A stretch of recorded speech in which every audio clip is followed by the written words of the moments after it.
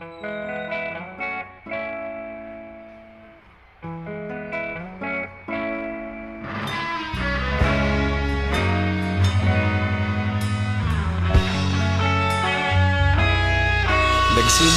ang lahat sa eskwela, nagsama-samang 12 sa kalokohan at sa tuksuhan, hindi maawat sa isa't isa. Madalas ang standby sa cafeteria, isang barkada na kay saya. Laging may hawak-hawak na gitara, konting udyok lamang kakanta na.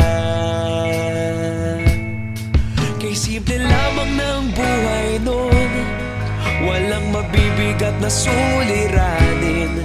Problema lamang laging kulang ang datong. Sana napunta ang panahon? Sana nga ba?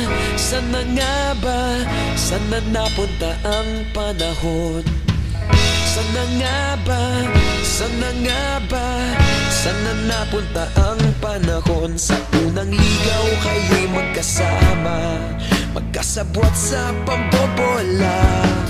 Walang sikreto kayong tinatago, okay sarap ng samahang barkada. Nagkawatakan na sa kolehiyo, kanya-kanya na ang lakaran. Kahit minsan na nalang kung magkita, pagkakaibigay hindi nawala. At kung saan na napadpad ang ilan, sa dating eskwela meron din naiwan. Meron pa ng mga ilang nawala na lang, nakakamiss ang dating samahan. Sana nga ba? Sana nga ba? Sana nga bang barkada ngayon? Sana nga ba? Sana nga ba? Sana nga bang barkada ngayon?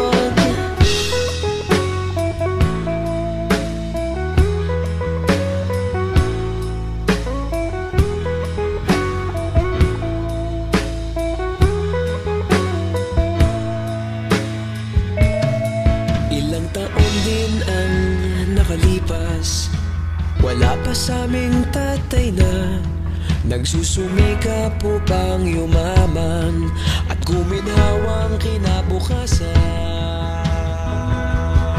Paminsan-minsan kami nagkikita, mga naiwan at natira.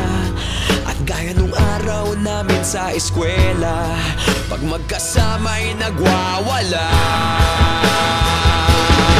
Napakahirap malimutan ang saya ng aming samahan.